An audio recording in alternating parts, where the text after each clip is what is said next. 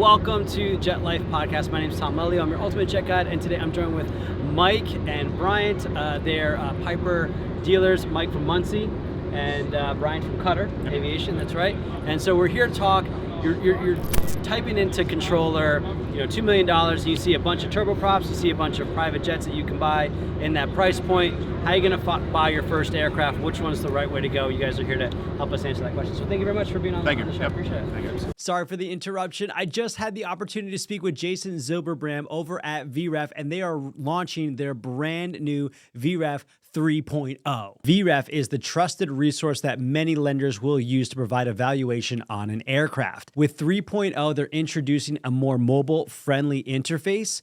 You're going to be able to connect with brokers and owners. You're going to be able to get instant valuations. You're going to be able to find out information about aircraft that are currently for sale and historical data as well. Whether you're a broker or a buyer, having access to reliable information when it comes to market trends and it comes to aircraft valuations is extremely important. So if you want to check it out and even get 10% off, you can go to go.theultimatejetguide.com/VREF for more information. Thank you so much, VREF, for sponsoring this video.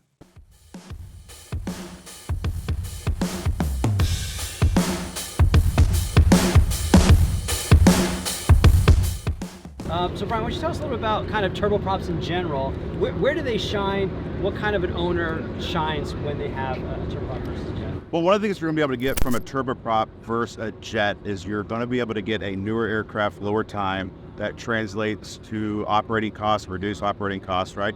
So you can get a really nice, so just say $2 million or $4 million, wherever you kind of slide that ruler in the marketplace, you're going to be able to get a newer aircraft, possibly under warranty, anything like that. If your mission really is something that you need that speed and the range and the carrying capacity, usually jets are usually going to be able to carry more in general, right? Then that may be the direction if you're limited to that certain price point. But for the most part, turboprops are great for shorter missions. The operating costs and just the efficiency of the engine for shorter range missions is just better with a turboprop versus a jet. In order to really get that kind of fuel burn and operating costs down in a jet, you have to get up to altitude. If you don't have the distance, you're not getting up to altitude to get that low fuel burn. So that's really kind of where those two kind of fall in the market. They really are two totally different missions. It really is. It really is. I don't see a lot of owners that come to me and kind of say, I'm looking at a jet or I'm looking at a turboprop. Yep. Right? Yep. No, I get it. Like you and I were talking earlier, can you maybe describe the buyer timeline or the buyer path of life, if you will, that you've seen coming from pistons, turboprops, and kind of moving up into the business jet? Of course, yeah. So typically you're seeing somebody come out of training, with a Piper Archer or a Cirrus, right? Sure. They're getting their training in there. They want to get their instrument rating. So for insurance purposes, obviously for stepping up in aircraft. So typically you'll see an M350 buyer transition to an M600 and then keep working their way up if that's the path that they decide on going. Really with the M600 though, it has everything that you need in terms of your mission, right? Kind of like Brian was touching on, if you really need to go that distance, you really need to bring that much payload with you.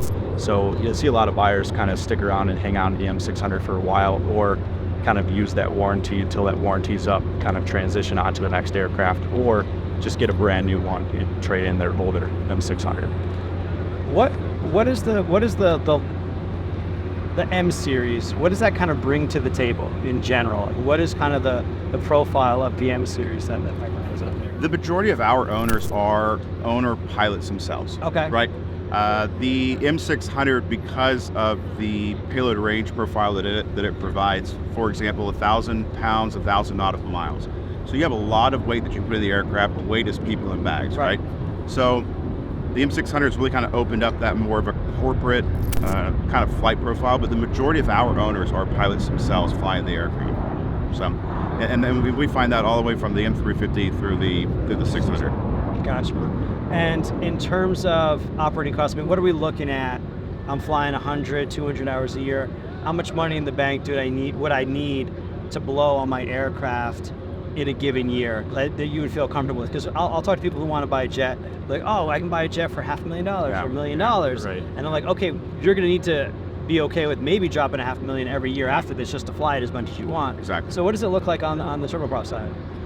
Well, it really kind of depends on where you are in sense of the age of the aircraft. Sure. Right. Just like the jets. Yep. Right.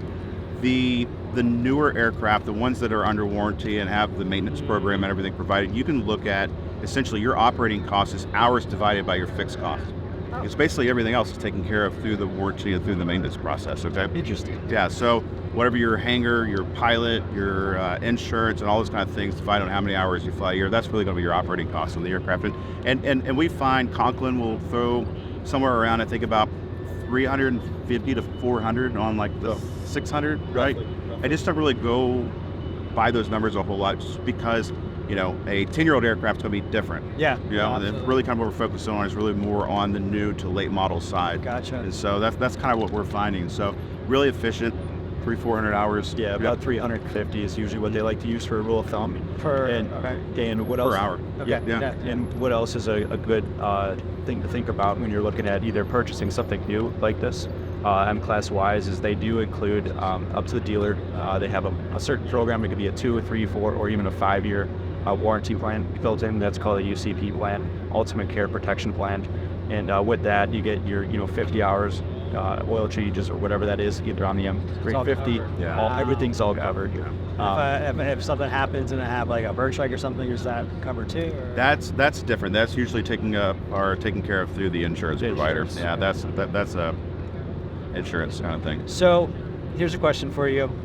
Someone's looking to buy an aircraft. Mm-hmm. What are the advantages of going new? I usually will work with people who are looking at the pre-owned market, Right. But tell me a little bit about the new market. Well, kind of like what we talked about already is just the maintenance and the warranty that's included with it, right? The latest technology on the aircraft, like you know, finding an aircraft, a late model aircraft or a new aircraft with like the Halo system and all the kind of features that it has. Totally customizable too, right? Mm-hmm. So you can go ahead and pick the interior, the stitching, to all the way to the exterior, even the decals, carbon fiber decals or vinyls or whatever you want. That's a good point. So that's another a good feature, as well as like Brian was touching on. You know, it's all about the user or the owner wanting something brand new and not having to worry about, hey, do I need to put $50,000 into an engine or some sort of part. One of the critiques I've heard on buying a new aircraft was that you take a hit on the depreciation. I mean, it's just like a car, right? Mm-hmm. As soon as you drive it off the lot, it's depreciating in value. What do you see owners do to combat that, or what do you see owners do in terms of how long that they hold on to the asset and look for something else? From what I've seen is, like, just kind of talking specifically with like the M600, we really haven't seen over the past couple of years. I think part of that's just the general rise in the market. If you purchased an M600 4 years ago, you're probably selling it for what you purchased it for. True. Right. True. So yeah, you know, so depreciation really isn't there. Also, if you purchase like a 600 with a 5-year program and you sell that aircraft with like a year remaining, you get a lot of value back out of that aircraft because you're providing that next owner with the assurance of having a year of warranty remaining, right? Instead of using all of that up, the airplane could be being completely off of that warranty and then trying to sell it or broker it or however you're doing it. Yeah. And that's kind of the pattern that we've seen for the M600 owners. We see the M600 purchase the aircraft new, 4 years after, get into another 600. How are the OEMs in terms of keeping up on the new aircraft? Are they way behind? Like, is it In terms of production? Yeah, production. Yeah. No, they're a little bit slowed down right now, and that's just obviously due to supply issues. Sure. And that's across the whole industry, right? So is that maintaining the value then of the 2022s? I think there's definitely some association with lead times and kind of reduced production or slowed production. We have a couple of aircraft. I think all the OEMs have a couple of aircraft that were intended for this year that are rolling over into next year. But for the most part, it's still, we're in a market that our demand is still higher than the supply that we can provide. Gotcha. Right? And whenever times are good, OEMs are notorious for just ramping up production, right? And then when it starts to slow down, you get this real kind of inverse effect of supply and demand. And we haven't reached that point yet, because I think the supply shortages have actually artificially limited what the OEMs are actually able to do. Right, for sure.